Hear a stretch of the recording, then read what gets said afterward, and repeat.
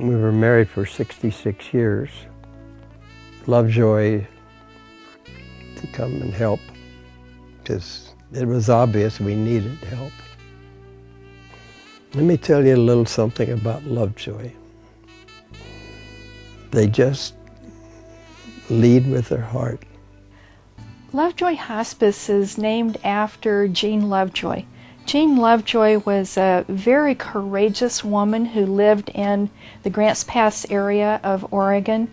She herself had cancer and was suffering from that. She felt that she didn't have the type of support that she needed to live life comfortably at the end, and that the only options available to her were hospitalizations and advanced therapies. She wanted more. She started a group called Make Today Count, where groups of people with life-ending illnesses would get together and talk about the challenges that they faced that were not being addressed in the standard medical community at that time. And the year that she died in 1981 was the year that Lovejoy Hospice started. But what I've always known about Lovejoy Hospice is that they have a mission, and the mission is to provide comfort and care for families, not just the person who's been diagnosed with a life-limiting disease or circumstance. It is the comforting of the family through great social services and nursing and spiritual support. It's things that people really don't think about when they think about an opportunity to serve a family in end-of-life care. Since 1981, we've been a part of this community. It has supported us. We're freestanding, not-for-profit. We're not supported by any other organization. We've grown and grown and grown to meet the needs of this community. We now have a cadre of volunteers, not 1 or 2 or 3 people strong, but about 70 to 80 volunteers at all times, in addition to a very skilled professional staff. So we're very proud that we're the result of this community supporting us. From the beginning stages, when Uncle first even had his heart attack, he made it clear to me he didn't want to be in the hospital, or if he needed to be, it needed to be a short time. When it came up that he needed a transfusion, we went to the hospital, and when the transfusion was over, we were ready to go, and hospice was there within 15 minutes to help us get out of there and into a very safe home environment for me and my sister to be able to take care of him and bring him hopefully back to health, and if not, for him to be able to leave gracefully. Each patient has one nurse mainly who sees them 1 to 2 times a week, and we have a nurse available 24/7 to answer questions or to come out and make a visit if needed. We kind of act as the doctor's eyes and ears and hands. We come out and we do a complete physical assessment once a week at least. We check vital signs, we listen to heart and lungs, and we report back to the doctor any concerns that we might have. Another thing we do is we educate patients and families about their disease and about what to expect as that disease progresses. We also go over the medications, and we see how the patient is responding to those medications, and we make any adjustments that are needed, and we work with the primary physician on that. Hospice is about quality of life. We like to see patients be able to enjoy the activities that they've enjoyed for as long as they can. And that means properly balancing their medication so that we're not over-medicating or under-medicating. And for me to have hospice to help, I would not like to have to make these decisions. But when I call and Cindy or the triage nurse is able to help me make a decision of what to do and when, it's a blessing. I don't feel like it's my responsibility. I feel like I'm just a part of the team helping. And what an amazing team it is. Lovejoy Hospice has helped Cindy and me to be able to stay in the one place is, so we're lucky enough in Oregon to have arrived at and have fun. Well, when you were here last, it was Uncle's and Ginny's 70th wedding anniversary, and they just loved being out in the golf cart like that. And Uncle passed 3 weeks later, and we miss him. As a hospice aide for Lovejoy, when we enter the home, we try to help the patient and help the family determine what services we can provide to make life better for the patient. Providing bathing services in some cases, housekeeping services, and help the family learn techniques that will help them get their loved one to the end of life with as much dignity and the best quality of life that they can have. I could see an expression. The only thing I could see was there was fear. She knew she was dying.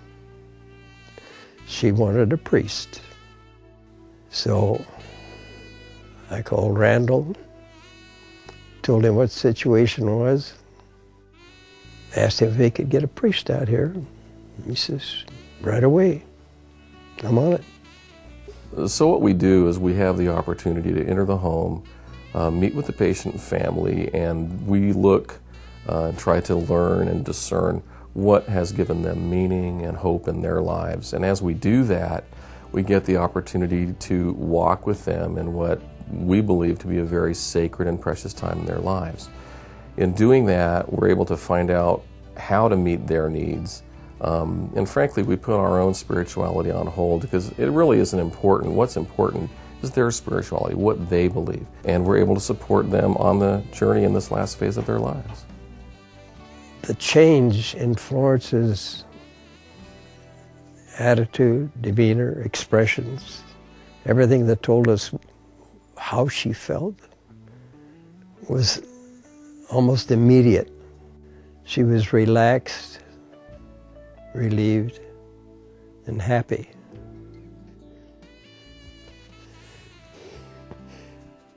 You can imagine how my heart felt that I guessed right, and I did for her what she wanted. 3 years ago, I had my first baby, and she was diagnosed with a rare genetic disorder.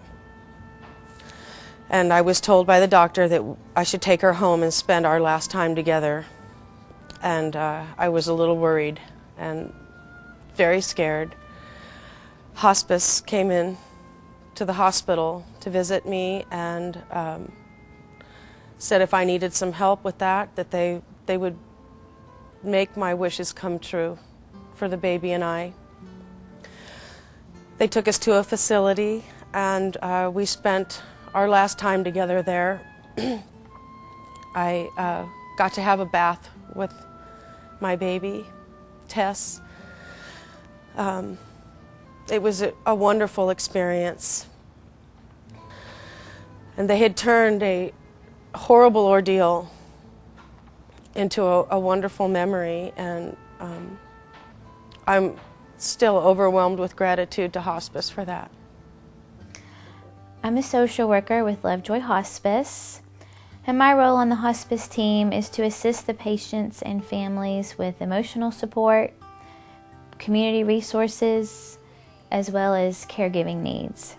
So I meet with the patient and family and assess their financial situation and see if they need help with utilities or bills. I also assess their legal needs as far as advance directives or a will. I also assess their caregiving situation, and if they need more help, let them know what's available in the community. A large part of what I do is provide emotional support to the patients and the families, because once they receive that terminal diagnosis, they begin that grief process then, not just when their loved one dies. Lovejoy Hospice started pet therapy about 6.5 years ago. Our dogs do wonderful things, and not only for the patient, but also for the family.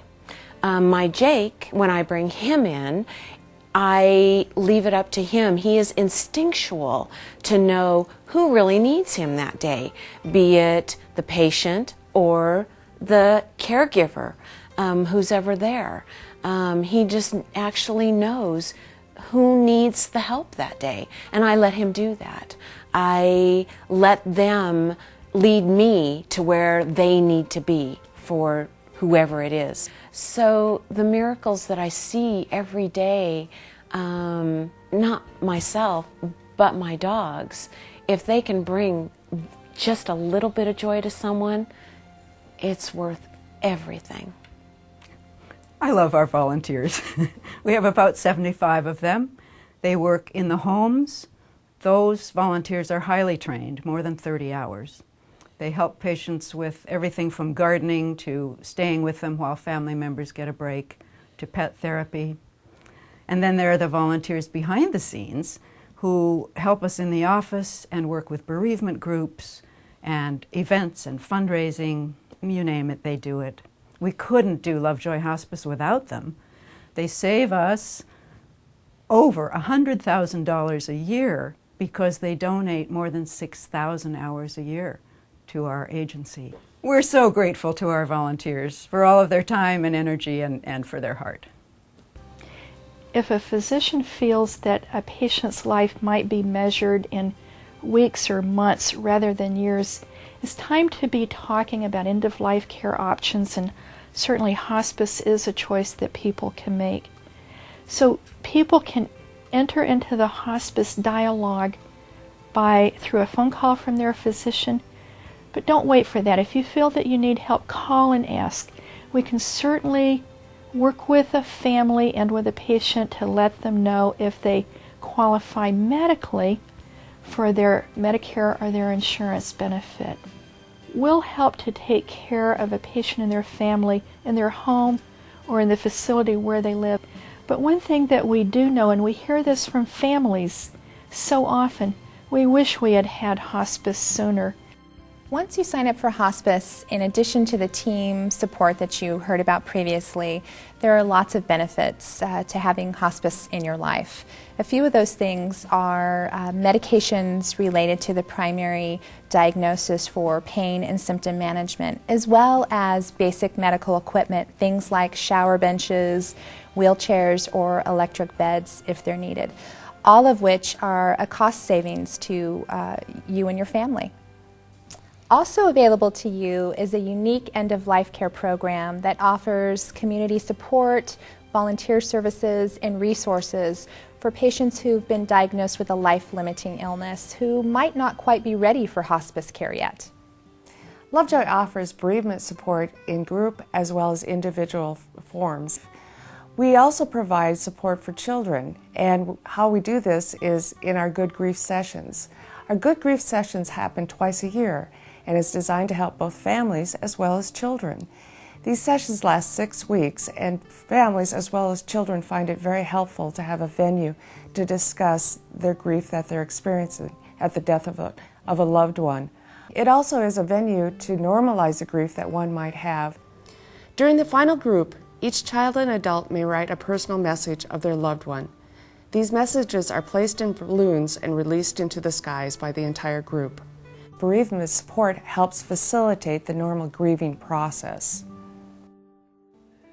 They have a little group called Beyond Loss. These are all people who have lost a loved one. Nobody grieves identically the same as anybody else. When somebody tells you, oh, get over it, they don't know what they're talking about. Or it's been a certain period of time now and you're still upset?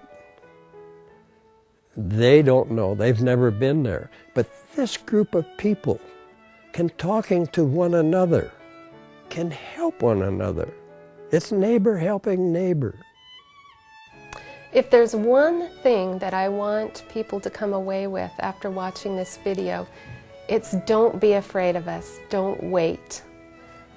If we can have time to build that relationship, that trust, it's far more advantageous for the patients and the families, and it's more fulfilling for us as the hospice staff. That way, when the storms hit, we can weather them together.